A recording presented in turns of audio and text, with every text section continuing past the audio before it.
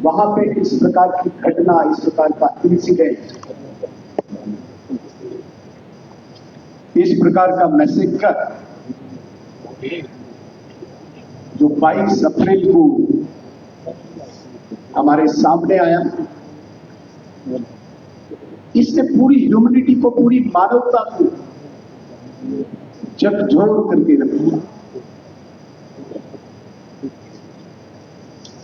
मुझे लगता है कि पूरा देश इस वक्त एक सदमे में, शौक में, पीड़ा में। हम तो जम्मू कश्मीर के लोग हैं, हमारा तो स्वाभाविक है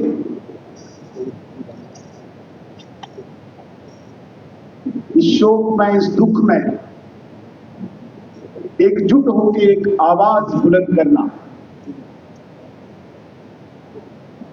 हालांकि हमारे पास वो शब्द नहीं है,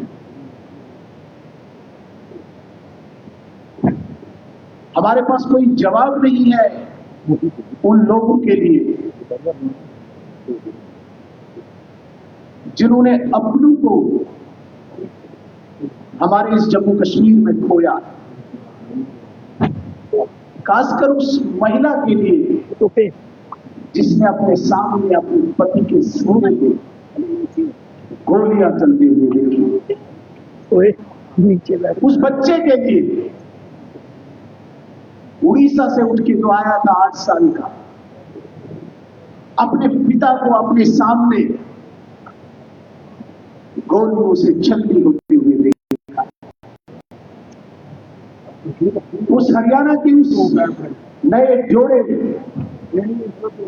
जिसे नई दुल्हन ने, जिसकी कलाई में अभी वो चूड़ियां लगी हुई थी, अपने पति को गोलियों से छलनी देखा, होते हुए देखा।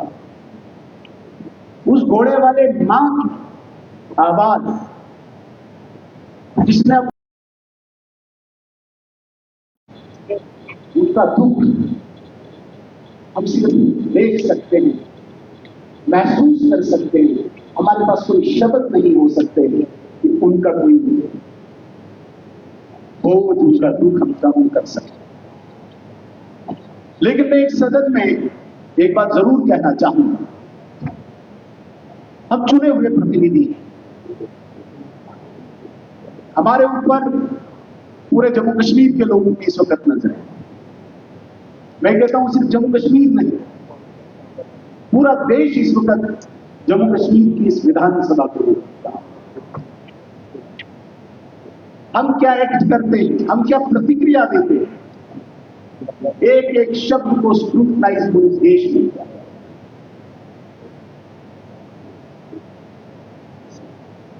हम इस वक्त उस कौम के नुमाइंदे, उस कौम के नमूने हैं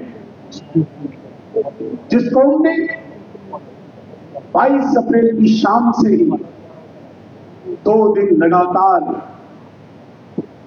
कुछ खाए पिए, घर की चिंता के बगैर हमारे आखिरी कोने केरल से लेकर लखनपुर तक सड़कों पे उतरकर देश दुनिया को एक मैसेज दिया। बेशक 36 साल लगे हमें, लेकिन 36 साल के बाद इस वाकया ने जम्मू कश्मीर की जनता को एकजुट कर दिया, देश के साथ खड़े होने का एक संदेश दिया, एक मैसेज दिया कि नहीं, अब कोई भी मंसूबा हमें डिवाइड नहीं कर सकता, हमें विभाजित नहीं कर सकता। हम उसको उनके नुमाइंदे, और मैं अप्रिशिएट करना चाहूंगा ऑनरेबल स्पीकर साहब को भी, कि जिस प्रकार से ऑनरेबल सीएम साहब ने आज पार्टी मीटिंग बुला के सभी पार्टी के नुमाइंदों को एक सूत्र में पिरो कर भारत सरकार को भारतीयों को एक संदेश दिया कि जम्मू कश्मीर में हम एकजुट हैं, आपके साथ खड़े हैं। तुरंत उसी राह पर ऑनरेबल स्पीकर साहब ने आज इस विशेष सत्र को बुलाकर इस हाउस से, इस सदन से भी उसी मैसेज को दोहरा के एक संदेश, एक मैसेज, एक संकेत दिया है। ये सदन भी इस वक्त गमज़दा भी है और भारत के साथ खड़ा है। हालांकि इसमें कोई शक नहीं, बहुत सारे लोगों को एप्रीहेंशन भी, काफी लोग इंतजार में थे कि काश कोई शब्द निकले जिस शब्द को उछाल कर राजनीति शुरू हो जाए। लेकिन मैं अप्रिशिएट करूंगा सबको, सब पार्टीज को आपने मौका दिया, लेकिन बड़े ही संयमित और देरीपूर्ण तरीके से सबने एक आवाज में कहा कि इस वक्त हम एकजुट हैं। राजनीति करने के मौके हमारे हजारों आएंगे, इसमें कोई शक नहीं। अभी हमने 1 महीना पूरा राजनीति, हमने बहस की और वो होनी भी चाहिए, आगे भी होगी, होती रही। हमने बजट में बहस की, हमने डिपार्टमेंट्स पे बहस की, आरोप प्रत्यारोप लगाए हमने।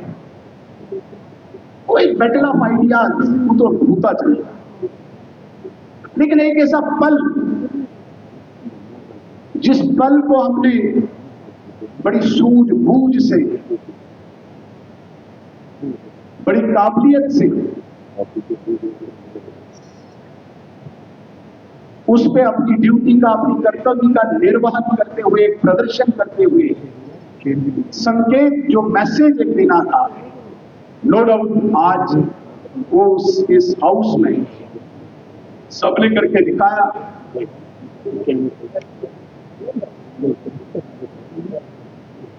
बहुत बार मैंने देखा है,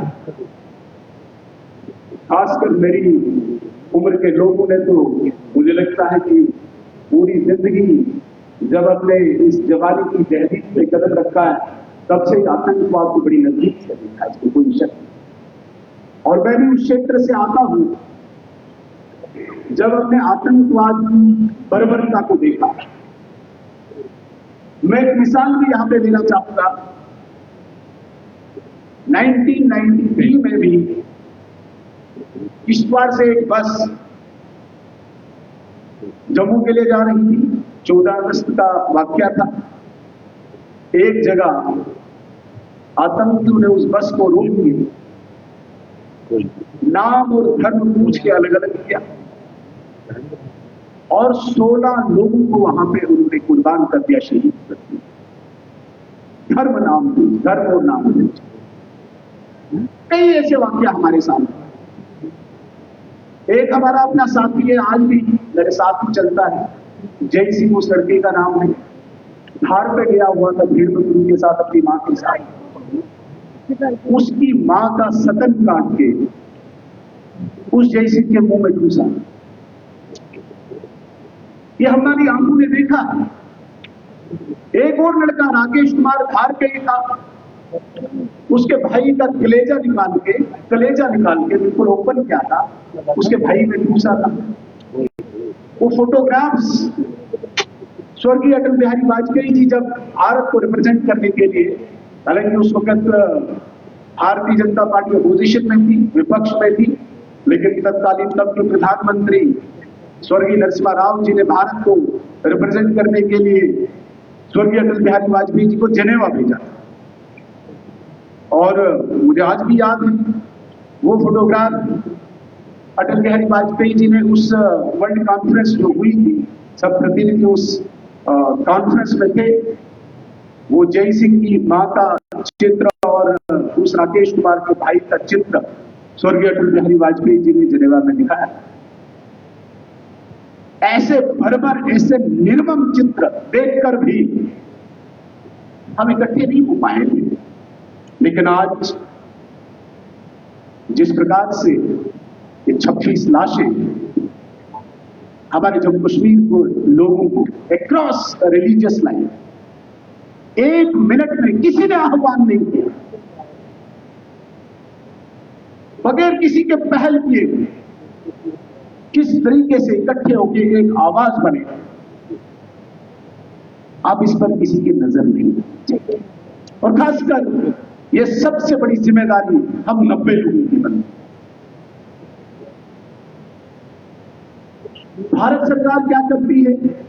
कैबिनेट कमेटी ऑन सिक्योरिटी की मीटिंग में जो स्टेप्स उठाए गए, जिसमें ऑल पार्टी मीटिंग में हमारे सीएम साहब ने अप्रिशिएट भी किया और यह भी कहा कि आगे भी भारत सरकार इस आतंकवाद से लड़ने के लिए जो भी स्टेप्स उठाएगी उसके साथ जम्मू कश्मीर की जनता खड़ी है। लेकिन मैं आह्वान करना चाहूंगा, मैं निवेदन करना चाहूंगा, और कोई राजनीतिक लाग लपेट के बगैर मैं कहूंगा, हमें अपनी सरकार पर, विशेषकर अपने प्रधानमंत्री पर पूर्ण विश्वास होना चाहिए। ये माने कोई कुछ भी कहे, एक दृढ़ इच्छा शक्ति की सरकार, एक स्ट्रॉन्ग विल पावर वाली सरकार, जो कहते वो करते, करके भी दिखाया। हालांकि एक परोक्ष युद्ध चल रहा है, इसे केवल हम ये न माने कि 150 आतंकवादी हमारे जंगलों में बैठे हैं, केवल उन्हीं को न्यूट्रलाइज करके हम इस आतंक से बाहर आ सकते हैं, फिर तो 36 साल नहीं लगते। हमारे अंदर बैठे हुए एक स्ट्रक्चर बना के जो देश, जो पाकिस्तान ये चाहता है कि ये भूमि बेशक हिंदुस्तान की रहे, जम्मू कश्मीर बेशक हिंदुस्तान का रहे, लेकिन नैरेटिव उसका चलता है। और कुछ लोग उसके बने रहे। उसे ये पता है कि कभी भी कन्वेंशनल वार में पाकिस्तान आगे नहीं बढ़ सकता, ये पता है पाकिस्तान, वो उसने आजमा के भी दिखा। 1947 से लेकर 1999 तक 4 वार्स में, पारंपरिक युद्ध में, कन्वेंशनल वार में पाकिस्तान को मुंह की खानी पड़ी।